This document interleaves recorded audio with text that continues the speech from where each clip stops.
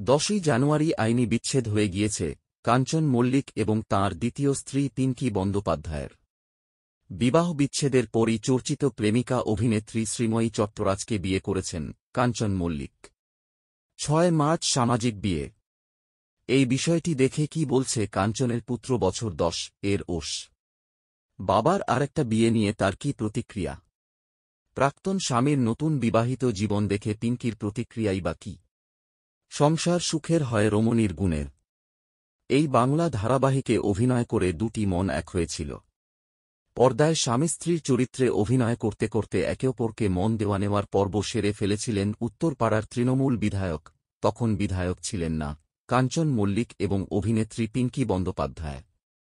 পিঙ্কির কথা অনুযায়ী সেই সময় কাঞ্চনের সঙ্গে বিবাহবিচ্ছেদ হয়ে গিয়েছিল তাঁর প্রথম স্ত্রী অনিন্দিতা দাসের।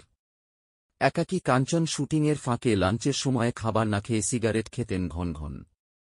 ধমকের সুরে পিঙ্কি এগিয়ে গিয়ে কাঞ্চনকে বলেছিলেন, এ কি, আপনি খাবার না খেয়ে এগুলো কি খাচ্ছেন ছাইপাস? সিনিয়র অভিনেতারা সেদিন পিঙ্কিকে বলেছিলেন, তোর চেয়ে এত বড়, এ তুই কি বললি ভাই? পিঙ্কি জানিয়েছিলেন, সোজাসাপটা কথা বলেন তিনি, উচিত কথা বলতে কুণ্ঠিত নন মোটেই। পিঙ্কির এই নির্ভীক মনটাকেই নাকি ভালোবেসেছিলেন কাঞ্চন। বলেছিলেন, চলো নতুন করে শুরু করি। শুরু করেন কাঞ্চন পিঙ্কি। বিয়ে করলেন। সংসার সুখের হয় রমণীর গুণে। এই প্রবাদ বাক্যটাই ছিল পিঙ্কির স্বপ্নে। তবে যে ঘর বাঁধতে চেয়েছিলেন তা শেষমেশ পারেননি। তাঁর সংসার সুখের হয়নি। অভিনেত্রী শ্রীময়ী চট্টরাজের সঙ্গে স্বামীর পরকীয়া ধরে ফেলেন করোনার সময়।